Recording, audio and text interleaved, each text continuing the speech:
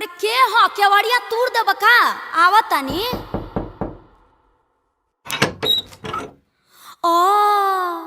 अरे तू आ गइल हो, तू तो खेते न गइल रहला। का भइल हो कि तने खेते गइल रही तुहार याद पड़ गइल हो तो सोचनी है कि तार मुहवा देख के को मिठिया लेके चल जाई। देखो भगवा की नहीं यहाँ से जा होने भोर ही डरामा कइले बड़ा जा नहा धोआ पूरे देह महकता। वो सब छोड़ो तो नहीं आवा ना। अरे अरे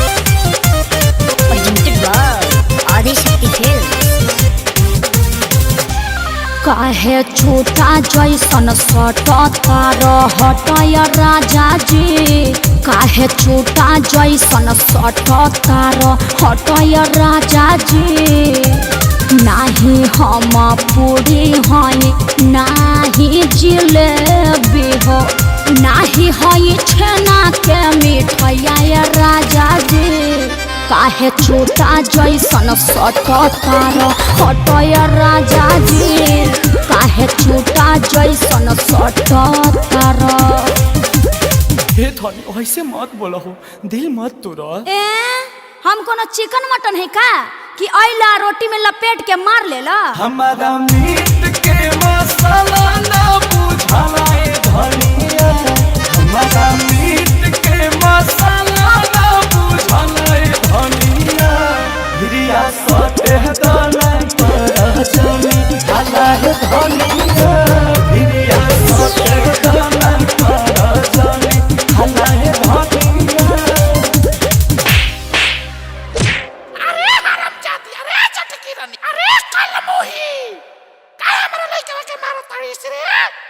देखो ये बूढ़ी, ये भतार हवे कि भैंसा का कपार हवे, इनका बुद्धि बार रहे के। हमरा लइका के मारबो तो झोटा धके नहीं घर भगाते। मरनी त मरनी ससुराउर का बिगरनी सुधरतानी, मरनी त मरनी ससुराउर का बिगरनी सुधरतानी। कि अपना बिगड़ल बलमुआ के सुधारतानी, अपना बिगड़ल सजनवा के सुधारतानी। अरे माई हम कहत ना रही कि इलोचन के ठीक नहीं खे, एकर पांचों उंगली में मामा उंगली सबसे बड़ बा। ते ना मनले, ते दहेज के पीछे आके हमर जिंदगी बर्बाद कर देले। तू तो बोल मत, तू चुपे रह।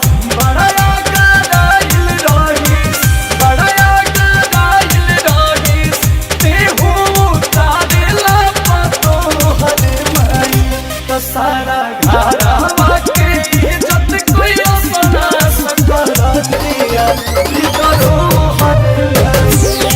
सारा घरवा के इज्जत कोई अपना सकल दिया। देखो दोनों माई बेटा मिल के हमरा के बेइज्जत कइले बाड़ो।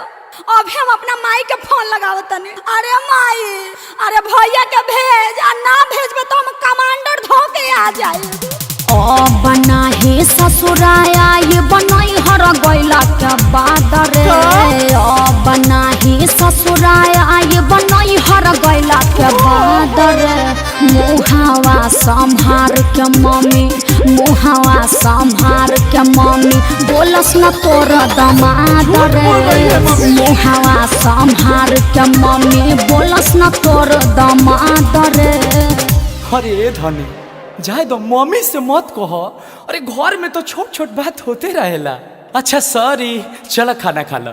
अच्छा तो आप लोग मिल के हमको बेइज्जत कीजिएगा। घर में हो खेला धनी जानी हो तो परेशान, अखिलेश राजा के हो धनी सचो धड़कन मारा। अखिलेश राजा के धनी हो सचो धड़कन मारा। अरे जिया हो हमार राजा, हम तो इहे चाहत रही। अच्छा छोरा एगो चुमा दे दा। हम तो इहे चाहत रही, आवा ले ला।